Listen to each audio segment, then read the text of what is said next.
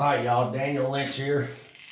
Today we're going to talk about what questions should I ask a fence, what questions should I ask a fence contractor? So I just kind of put together kind of a short little deal here, not too much to it, but just something that might help a consumer, a homeowner, just anybody on when I get ready to and have a fence installed, have a fence replaced. What should I ask this person to kind of get me through the process until I get they start installing my fence? Now, once they start installing the fence, that's a whole different animal, a whole different ball game. And we'll do a video on that, and I'll put it up later. But today is just getting you through the process to get you a quote, and then get you up to before the fence getting installed.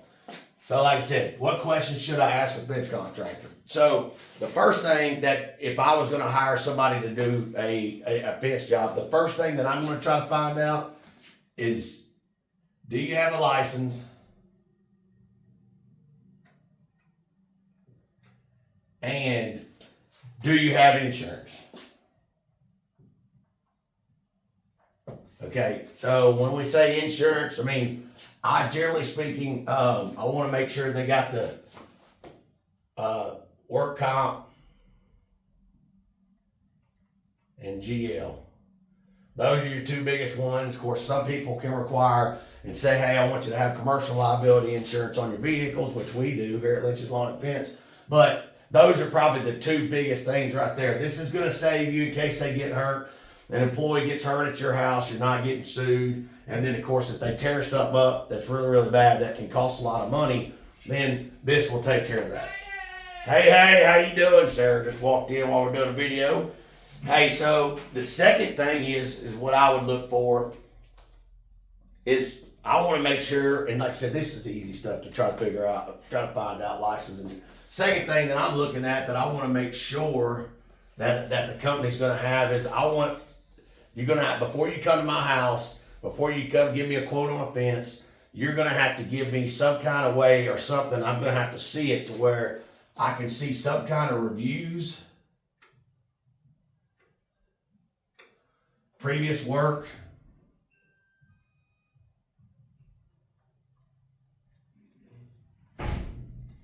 testimonials. So I'm going to have something, because I'm not going to ask you to come to my house, waste my time. Well, I don't care about wasting yours, but that's the way I would see it. I'm not going to waste my time getting you to come to my house, and I'm not going to check some reviews. I mean, there's tons of ways people can do stuff. I mean, YouTube is a good one, Facebook's a good one, Better Business Bureau, Google's a good one, really, really good one there, because a lot of people are really true on those, especially the ones that post pictures. Now, I did see something last night, and I knew you could do this, but you can actually buy reviews, but those, from what I can tell, are really, really easy to figure out just by the names and the stuff that's actually put on there. A lot of times the reviews on Google is going to have pictures, and so it's real life stuff. So yeah, those are some good ones there. Did I miss any? Web page is big. Having a website is really, really big. Having a website's big for me. I used to not be big into that, but like I said, that'll tell you a lot about what's going on with the company right there. If they're putting time and effort into growing their business, or just being, letting people know they're out there. So those are some good stuff you can do. Like I said, this right here is pretty good. Testimonials are really good. Previous work, people can take pictures. People's done it to us before. You can take pictures of other people's work, post it up. It's not really that hard, but those reviews and that website, testimonials, live testimonials, really, really good stuff. All right, number 3. This was kind of big for me, and I used to not even think about it until we started doing it, but number 3, are the quotes free? I mean, that's what I'm looking at. Are the quotes free? I mean, that's a big deal right there. I'm pretty sure I haven't run across a lot of trades getting things done. I'm getting things done for myself, but I haven't run across a lot of trades where they're not. but I have run across some where it's like, hey, if I come out there, it's going to charge. They're going to charge me $75 to come out. Well, if I get ready to do this, if this is not free, and I haven't checked this, and then they come out and charge me $75, and then I go back and do this, I'm gonna be upset. So just remember that, y'all. If the quotes aren't free, you might do some really start checking this right here just to make sure, because when you start paying for somebody to come out and tell you how you're gonna fix something, there's a lot of people out there that'll do it for free because they know they can get your business just by the work that they do. So are the quotes free? How much do the quotes cost? And I'm not saying either way, whether it's good to pay, bad to pay. It's just, that's a question I would ask. The next thing is of course, this is a big one here. Once you figure that out, they're coming out, you make a decision, if they're coming, when somebody comes and gives you a quote, what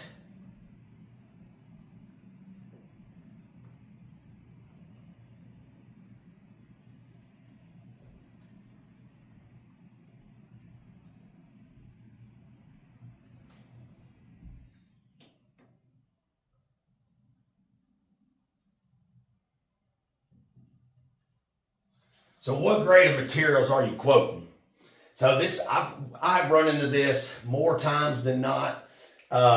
It's a lot, and a lot of it, some of it's on residential stuff, a lot of it's on commercial stuff. And then what we find out is they say, hey, I just want you to come out, put a 6-foot fence up, chain link fence up in my backyard, or hey, I've got a air conditioning unit at a church. I want to put 6-foot chain link up around it. Well, when we go out, we bid the grade of materials that's supposed to be there. Then the next person comes behind you and they put the cheapest stuff there. And so then the consumer calls you back, and they're like, hey, this person came in. What grade of materials are you selling? We know what grade we do. So just make sure, if it's a commercial property, make sure you get commercial grade material. If it's residential, we're not big on selling residential to residential. We like to sell a sub commercial grade. That's what we like to do. It works out better for us, and we can actually get the pricing down to where it makes a difference and you get a better product. So what grade of materials are you quoting? And then make sure when that's on there what grade they are. Spell it out on the quote.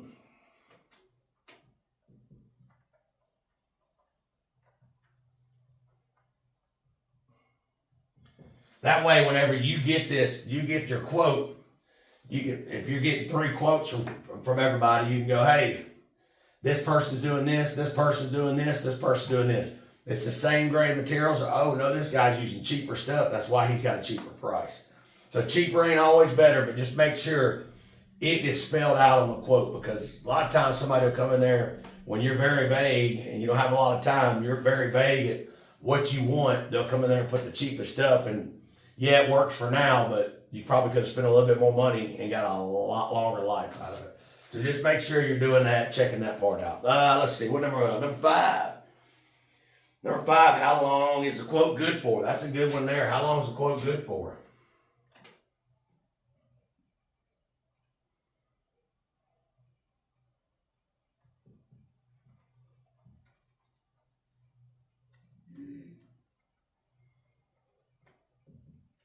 So used to this just not be that big a deal. Now it's really crazy because everything's kind of going back, back and forth with the metal price, especially in the field that we're in.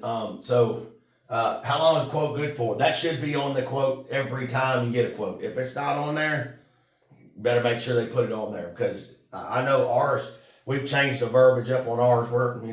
It's 2025 and tariffs are kind of tough right now. The metal prices are kind of up. So I think we're going like maybe 3 or 5 days right now. It might be 24 hours, but yeah. How long is that quote good for? Make sure they give you a time, whether it's 5 days, 30 days, 60 days, 90 days, whatever it is, make sure it's on there. That way it's spelled out, that way in case they're 2-3 months behind, you've got this price locked in for that. So just remember that. That's a really key one. And then the last thing is, this is kind of big for me as well. It's kind of big there. It looks like 60. This one's kind of big for me as well, but I think also that, find out how the payments are made.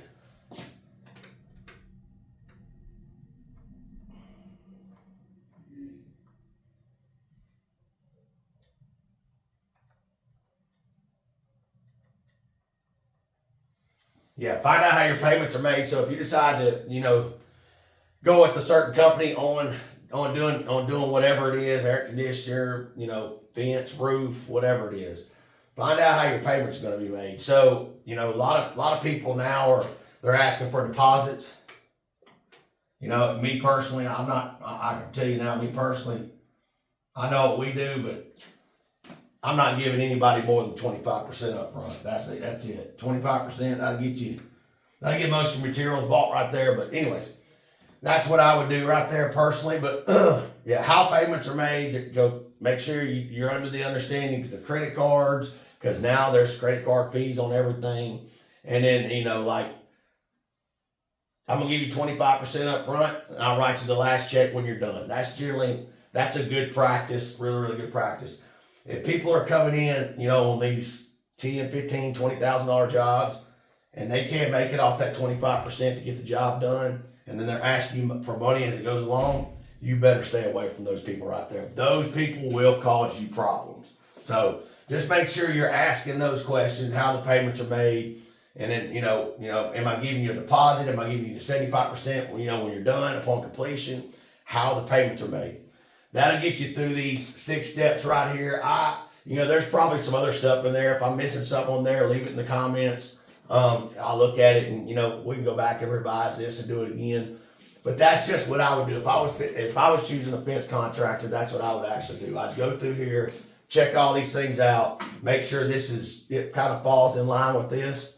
And this will probably save you a lot of time and headache. All right, well, that should get you through those steps. Daniel Lynch, Lynch's Lawn and Fence, 101 Crowd Court Place, Bossier City, Louisiana. We in the war room in here, trying to make us better, trying to make everybody else better. If y'all got any questions, you can call us 318-459-7837. We'll answer the phone any time of the day. And check us out online, and we're everywhere. Lynch's Lawn and Fence. Y'all have a good day.